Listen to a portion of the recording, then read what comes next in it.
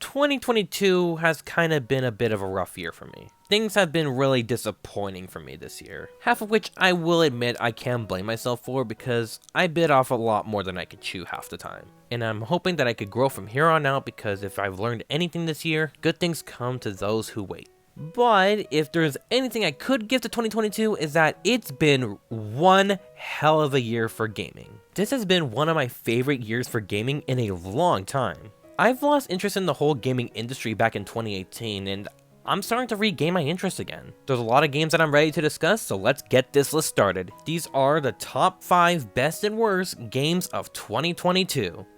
That I've played. Yeah, some of the games on this list haven't came out this year, but are games that I've experienced for the first time or experienced the majority of this year. So with that out of the way, let's get started.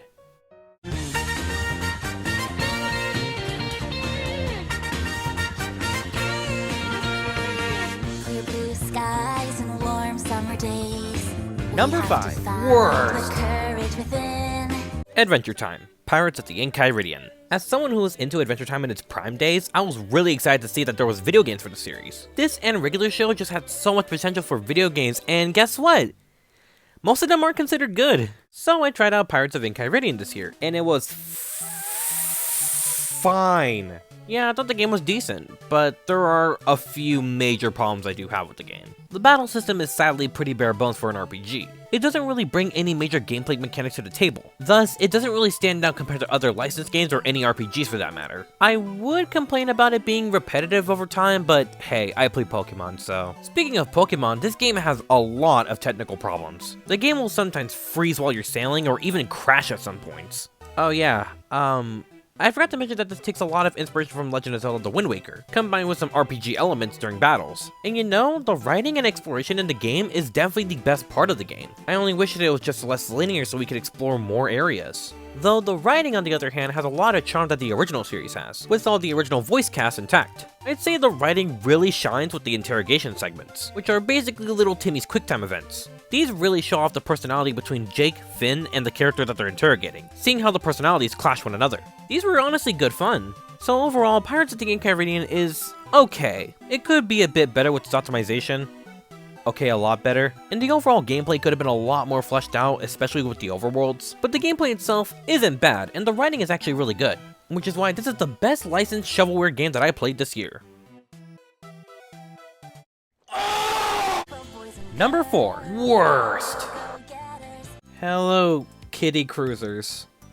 I don't know what you want me to say about this one. Granted, it's aimed with young children in mind, but that doesn't really prevent it from being a completely mediocre game. It's not the worst video game of all time or anything. Hell, I'd argue it's not even the worst kart racer of all time. But the tracks are extremely repetitive, the controls are really wonky, the presentation is subpar, and there's really nothing about this game that really stands out. It's one of the most boring and cheap kart racer games I've ever played. Which for $8 on the Nintendo eShop, I guess that's what I get. But even Team Sonic Racing has more content than this, let alone something like Mario Kart. But yeah, that's kind of all I have to say. The game kind of speaks for itself. It's the bare bones definition of a 5 out of 10 video game. It would have been higher if Cinnamon Roll wasn't the last f***ing character you unlock in the game. Number 3. Worst. I paid $25 on my own wallet for My Friend Peppa Pig. I promise this will be the last licensed shovelware game on my list. This is a point-and-click adventure game where you get to play as your own character. That's the whole game, by the way. You could beat it in under 3 hours. Honestly, for a point-and-click adventure game, this game is extremely bare bones. There's not really many interesting interactions to be had with the characters. It's literally one of those games that are aimed with toddlers in mind. Which isn't a bad thing on its own, but the main thing that puts this game on the list, in fact above Hello Kitty Cruisers and Adventure Time, why is this game $40? $40 for Peppa Pig. Yes, I paid the $40 to play this game. So it better be good. And you can't even give me that it's Polish excuse because stuff like this happens all the time.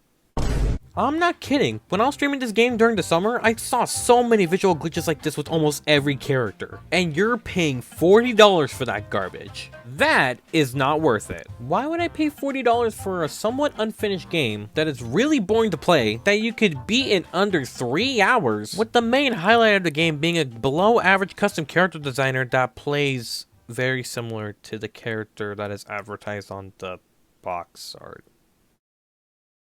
The fact that this game still got better reviews than Sonic Origins is utter bullshit.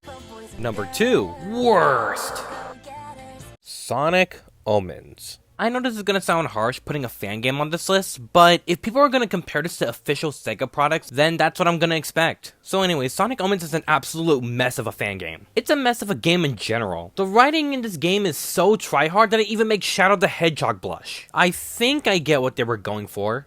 Kind of. They wanted to bring back dark stories in the Sonic series, which I guess it's fine, but the way it was handled was just so try-hard. They adapted stuff from Sonic X of all things, and god, Shadow's campaign is probably the most edgy version of Shadow I've ever seen. If you thought Forces was trying too hard to be edgy, then you have not played this game. Speaking of, how is the game exactly? Do you think it has fun level design, really interesting bosses, and really cool mechanics? I wonder if they did that. Do you think they did that? What have I been bitching about the past 18 minutes? The Shadow and Sonic stages play like normal boost stages, and I'm not gonna lie with you, these were easily the best part of the game.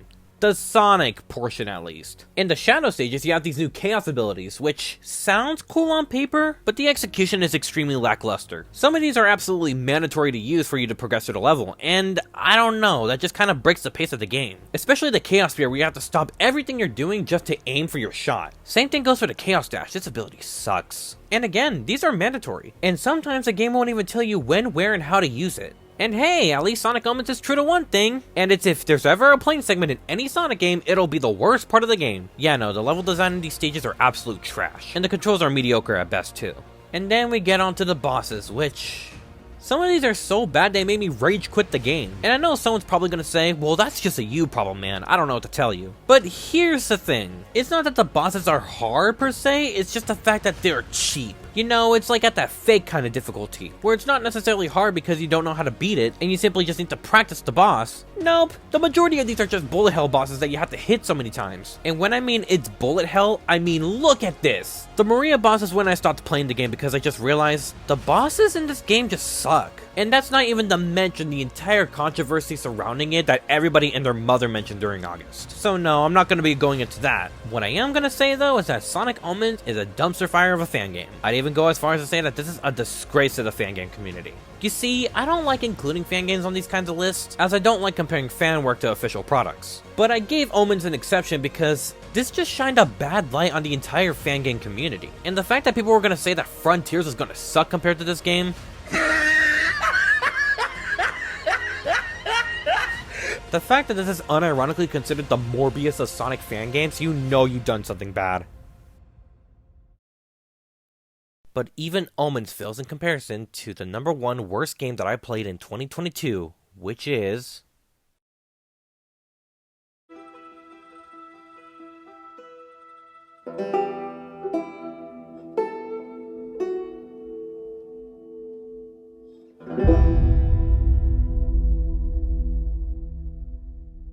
I'll give Sonic Omens this. At least I can excuse it for being a fan game. I could at least see some passion behind this, despite what the creators have said. And it's not like this game completely retconned the Sonic series or anything. Last of Us 2, on the other hand, does not get away with those excuses. Don't let this game fool you. It may look polished. It may look beautiful. But just because something is polished doesn't mean it's good. As you'll see later on in the best portion of the list, story-based games aren't only something that I've grown to appreciate, but something I've grown to love. And those feelings could correlate back to when I first played the first Last of Us game back in 2020. As a video game itself, it's not the best thing in the world or anything, but as a story, it is beautiful. Seeing Joel losing his daughter, listening to Ellie losing everyone she loved, and seeing how those factors, including many more, really grow their relationship. Not like two partners in crime, but a father and a daughter. It's heartbreaking and bittersweet, and that's why people love this game. And I'm not lying when I said that I'm one of those people as well. Even getting footage for this video, I teared up a bit at the cutscenes again. It's timeless, and if a decade-old game could do that, then you know I'm playing something special.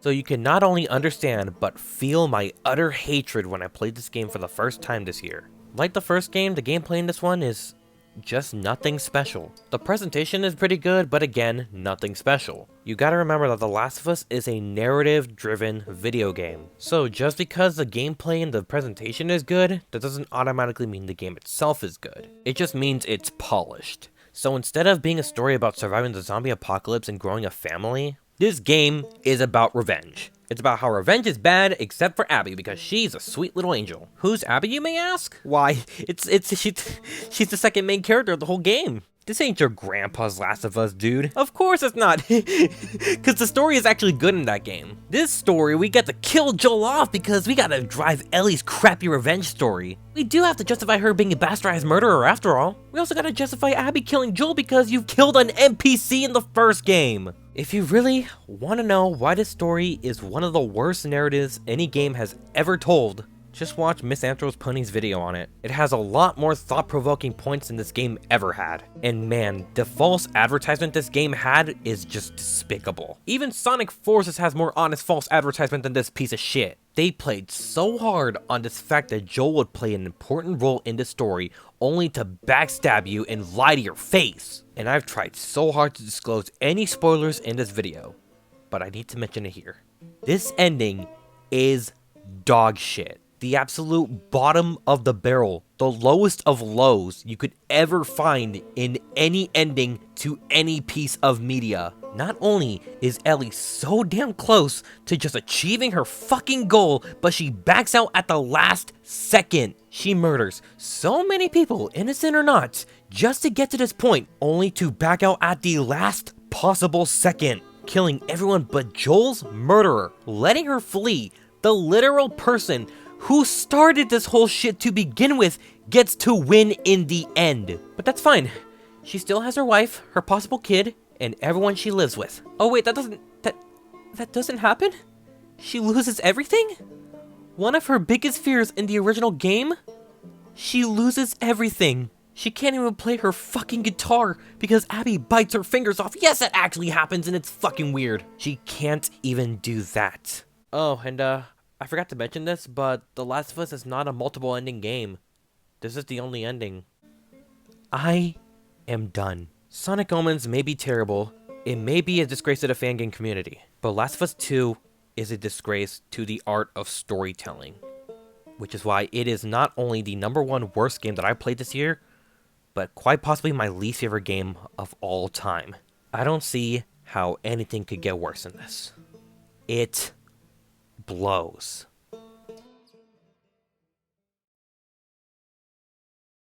Despite my negativity in the last entry, this year really was a good year for gaming, at least for me. So before moving on to the best portion of the list, I want to give a few honorable mentions. Multiverses. It's pretty decent fun with a good roster, just the physics really kill it for me. It kinda prevents me from liking it on the same levels as Rivals of Aether or even Nickelodeon All-Star Brawl.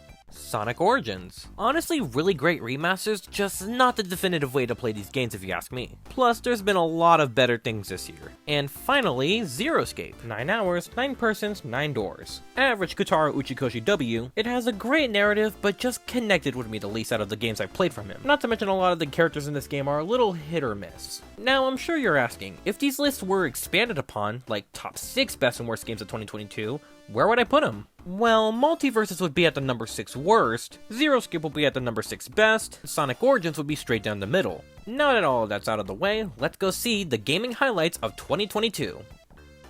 Number 5. Best.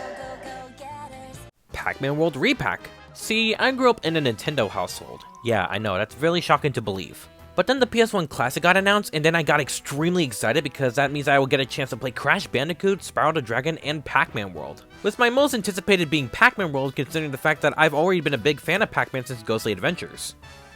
But then I remembered that Activision and Sony themselves both hate the concept of fun, so I had to settle for the remakes. For Crash and Spyro, that is.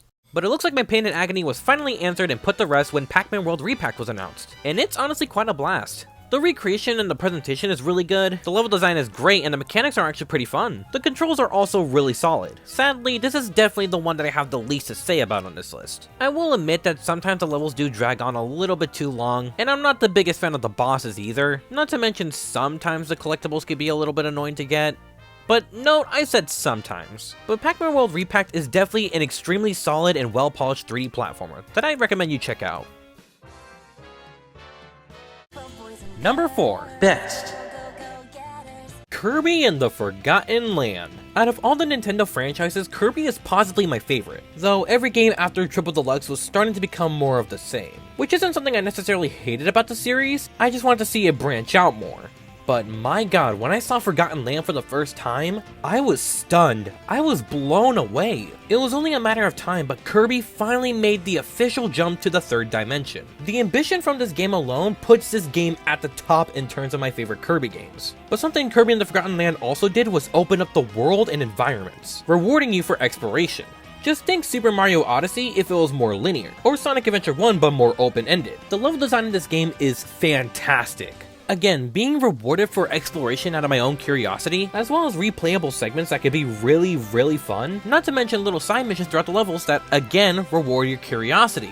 And I don't even need to mention the ability changes. The copy abilities were always something that made Kirby unique compared to other platformers. So HAL Laboratory said, hey, let's expand upon that. So they gave every single ability in the game 3 stages. Again, think of it something like Pokemon, where you have your starter stage, an evolution, and your final evolution. That's what the copy abilities in this game feel like. And they alter Kirby's moveset in very specific ways that are really interesting to try out. There's also the new Mouthful mode, which is like a copy ability in concept, but it completely overhauls the way you control Kirby. Just inhale a prop from the background and you've got a new controllable Kirby, which can tie in with the level's design. There's so much I love about Forgotten Land, however, I did feel like the game kinda dragged a little bit towards the end. Not to say the game was getting worse over time, it's just that I was starting to get a little bit bored by the end of the game.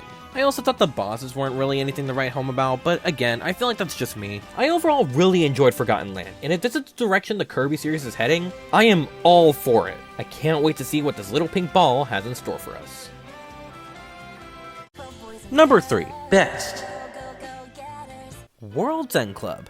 This game was a bit of a little surprise for me. I honestly wasn't sure if I would like it that much, but no, I absolutely loved it. In fact, the most shocking part about this list is the fact that this was originally going to be my number 1, which is really strange in retrospective. What can I say, this game is just so charming. World's End Club follows the Go-Getters, a group of 12-year-olds who accidentally get lost across the world and have to make their way back home. That's it, that's the synopsis. It's so freaking charming, man. And I gotta say, I absolutely love the Go-Getters themselves. A lot of them work so well off each other. In fact, most of my enjoyment comes from just the characters interacting, as well as learning about the characters themselves. And they're all accompanied by great voice acting as well. Speaking of voice acting, can I just say that the presentation just looks really good? The characters all look extremely stylized and full of personality. Admittedly, which is a given because there's a Pokemon artist on this team.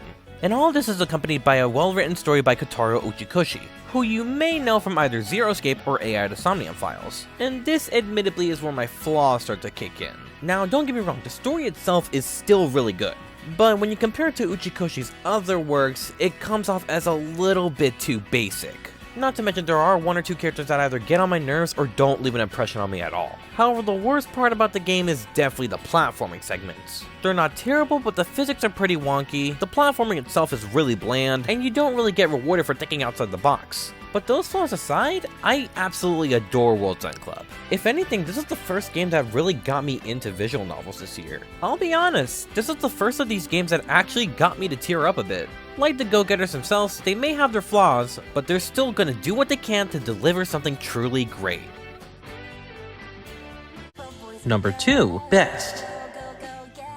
Sonic Frontiers. If you know me, you know that during 2021 and even a bit of 2022, I was extremely pessimistic when it came to the announcement of Sonic Frontiers. Back in 2017 when Sonic Forces was announced, I was overhyping the game to oblivion and saying it was going to be the best game of that year. Yeah, that did not happen at all. And even when it had a trailer at the Game Awards, I was extremely disappointed. It felt like that whole claim about Frontiers being pushed back to 2022 was just a lie. And again, after something like Sonic Forces, can you really blame me for thinking that? But now the game is here and I'm really happy to say that I was wrong. No, it's not perfect. The cyberspace levels are decently mediocre, some of the puzzles are really dirt cheap easy, and the 2D segments are just kinda dreadful at times. But even with that, Sonic Frontiers might be in my top 3 favorite Sonic games. Yeah, along with Generations and Adventure 1. Sonic's controls are really good in the open world. Despite how he controls in cyberspace, that doesn't affect how he controls in the actual open world. Speaking of the open worlds, I'm not gonna lie, these are really fun to explore. In fact, let me talk about a hot take I have right now. I think that the boost adventure hybrid that Frontiers is going for was the best approach with this game. I know the majority of y'all would prefer momentum, and you know what? I don't blame you. However, I don't think the momentum or pinball-based physics with the adventure era would have worked anywhere near as well because of the design of the islands.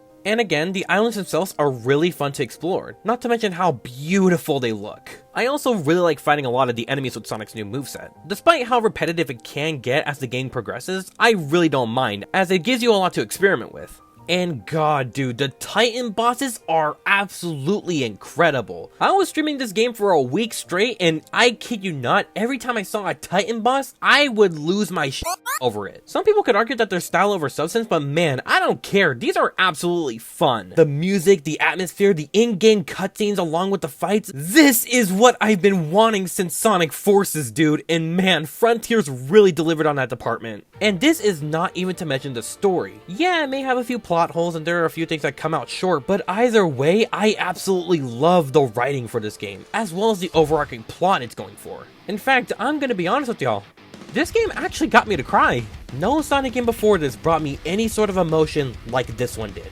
The way Ian Flynn wrote the characters, the way that there was actual stakes going on in the story. The voice acting is really good, and man, I just can go on about how great everything was portrayed. Out of all my entries on the best list, this one is the most divisive, but don't let any of the reviews, don't let even my review affect how you feel about the game. Feel what you want to feel and give it a fair shot. If you like it, awesome. If you don't like it, that's also cool.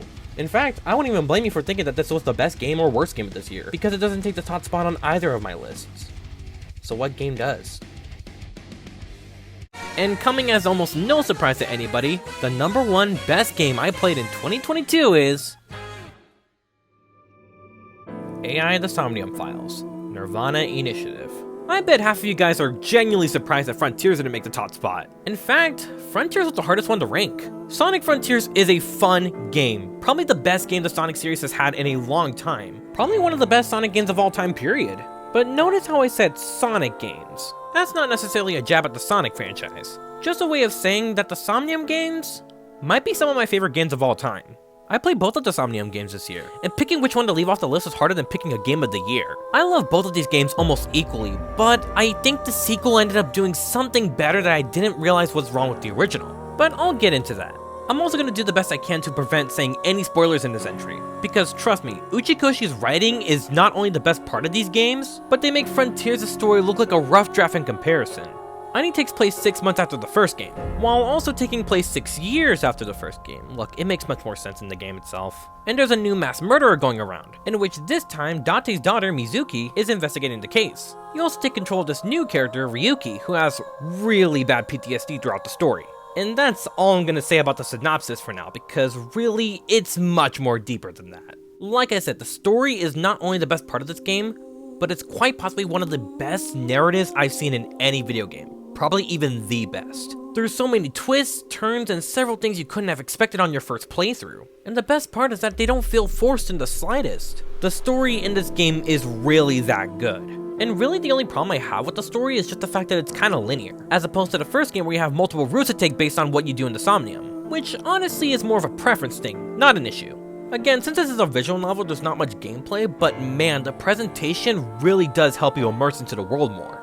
And some of the gameplay styles, especially the QTEs, are honestly really fun as well. But what makes Nirvana Initiative stand out more than the first is its cast of characters. See, the only problem I really had with the first game's story is just the fact that some of the characters didn't really have enough time to shine. Because the game was focused more on Date and maybe 1 or 2 other characters, the most we get from each character is just their relationship with Date. But in Nirvana Initiative, the characters feel like they could stand more on their own. And despite what I said about the characters in the first game, I still love them, and they're here in the sequel as well, accompanied by a bunch of new characters that I love just as much, if not more than the characters from the first. I could go on for hours about this game, but I think you could get the idea. You know, it's really funny. I kinda thought that World's End Club was gonna take the #1 spot on this list. Hell, I was super tempted to put Zeroscape on this list at one point, but Zeroscape left me asking too many questions by the end, and World's End Club had a very weak story compared to Uchikoshi's other works. Somnium has a perfect balance between the two, the lightheartedness of World's End Club and the deep storytelling of Zeroscape. please, please play this game. If you liked any of the games that I mentioned in the best portion of this list, rather if they were on the list or if they were just an honorable mention, this game really has it all. I'm gonna be honest with you guys. This game almost beat Binding of Isaac for me. Yeah, that Binding of Isaac. The Binding of Isaac I consider my favorite game ever. And if you ask me, that says quite a lot. Which is why AI to Somniophiles Nirvana Initiative is my #1 favorite game I have played in 2022.